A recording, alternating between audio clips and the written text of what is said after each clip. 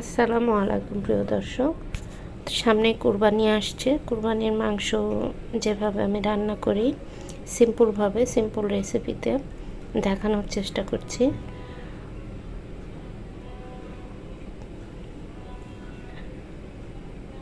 এটা 5 কেজি মাংস আমি রান্না করেছি। বেশি মাংস যেভাবে রান্না করে সেভাবে, তো চলুন দেখা যাক।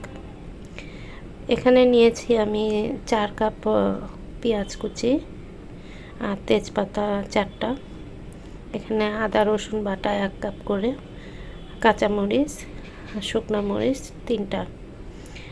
আর এখানে নিয়েছি জয়ত্রী, জয়ফল, তারপরে স্টার, জিরা, লবঙ্গ, সাদা এলাচ, কালো এলাচ, দারুচিনি। আর এখানে 5 কেজি মাংস আগেই বলেছি, তো সবগুলো আমি এক এক করে দিয়ে দিব উপকরণ।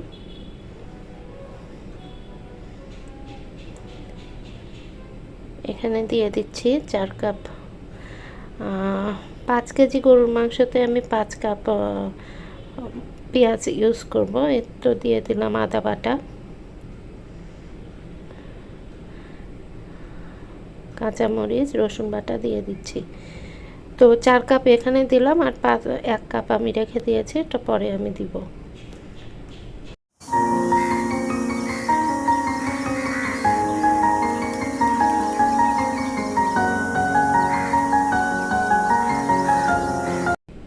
তো এখানে দিয়ে দিলাম 1.5 টেবিল চামচ আমি গুঁড়া মরিচের গুঁড়া,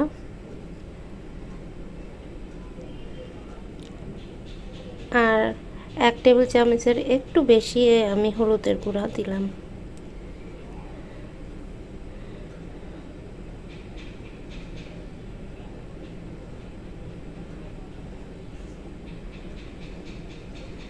ধনের গুঁড়া দিলাম 1 টেবিল চামচ। আমি একটু উঁচু উঁচু করে নিয়েছি। এখানে জিরার গুঁড়া 1 টেবিল চামচ দিলাম।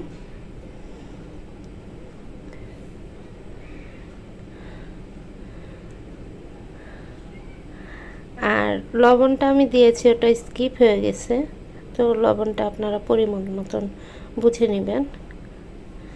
আমি আমার পরিমাণ মতন দিয়ে দিয়েছি। দিয়ে এখন সুন্দর করে মাখিয়ে এটা 10 মিনিটের মতন রেখে দিব রেস্টে।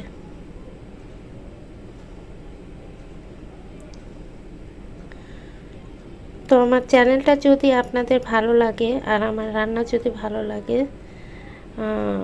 তো অবশ্যই লাইক, কমেন্ট, সাবস্ক্রাইব করবেন এবং পাশে থাকা বেল বাটনটি বাজিয়ে দিবেন, যাতে করে আমি নতুন কোনো ভিডিও যদি ছেড়ে দিই বা রান্নার রেসিপি দিই, সেটার নোটিফিকেশান আপনার মোবাইলে পৌঁছে যাবে।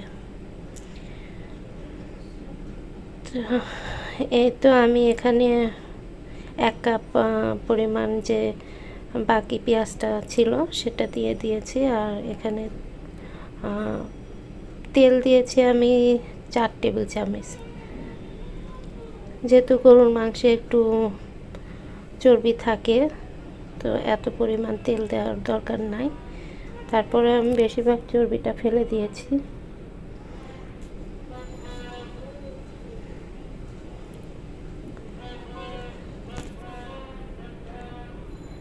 পেঁয়াজটা লাল হওয়া পর্যন্ত আমরা নেড়ে নেব।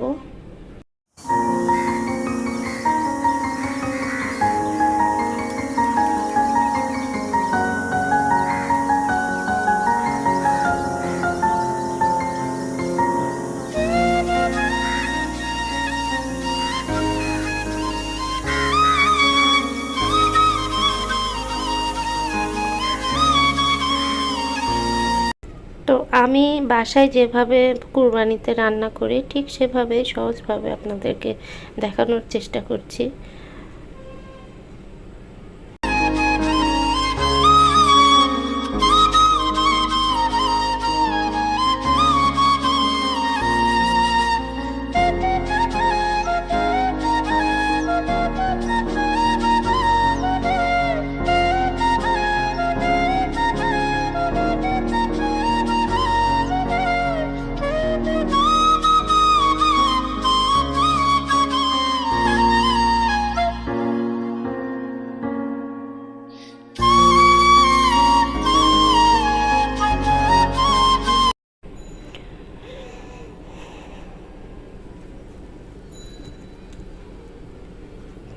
যেগুলো মশলাগুলো নিয়েছিলাম সেগুলো মশলাগুলো সব দিয়ে দিলাম।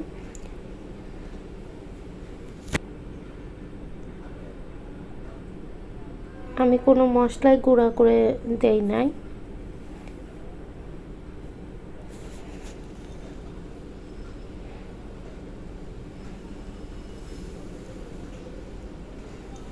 এখন মাংসগুলো আমি দিয়ে দিব।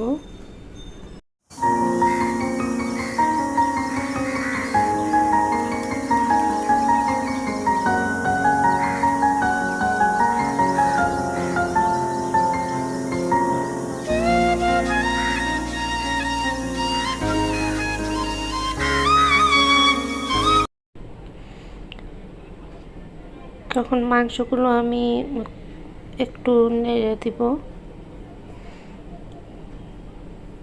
নিচে যেহেতু পেঁয়াজ আছে, নেড়ে না দিলে পুড়ে যাবে নিচে।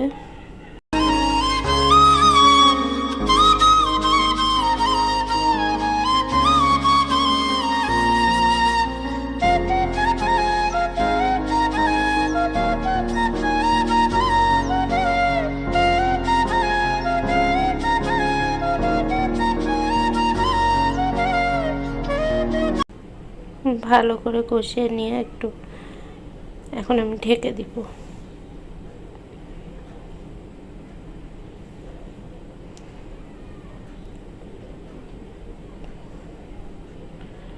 ফিরে আসলাম 5 মিনিট পরে। একটু মাংসটা মানে কমে আসছে, তো এই পর্যায়ে আমার নাড়াটাও ভালো হবে। তো একটু ভালো করে নেড়ে টেড়ে আবার কিছুক্ষণের জন্য আবার ঢেকে দিব।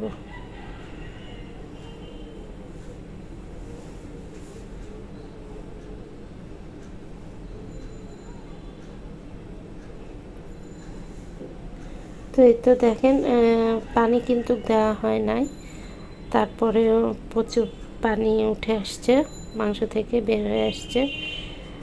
তো পানি ছাড়াই কিন্তু মাংসটা আমার রান্না করব।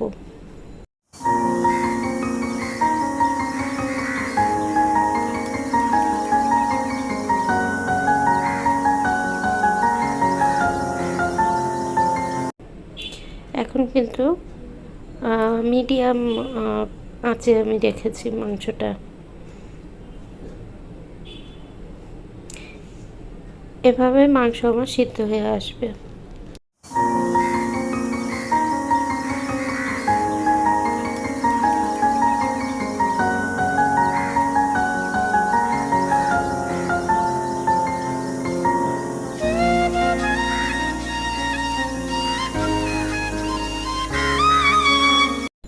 তেজপাতাগুলো উঠিয়ে আমি ফেলে দিব।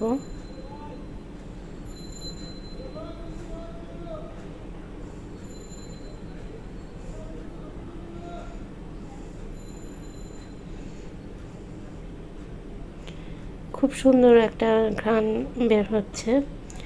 যা হোক, আপনারা তো পাচ্ছেন না। এখানে আমি জিরার গুঁড়াটা ইউজ করলাম।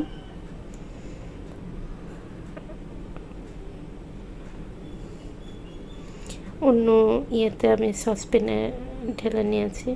এই তো দেখেন রান্না কমপ্লিট আমার। খুব সুন্দর ভুনা ভুনা। তো রেসিপিটা দেখে যদি ভালো লাগে আপনারাও রান্না করে ঘরে খেতে পারেন। তো আল্লাহ হাফেজ সবাইকে।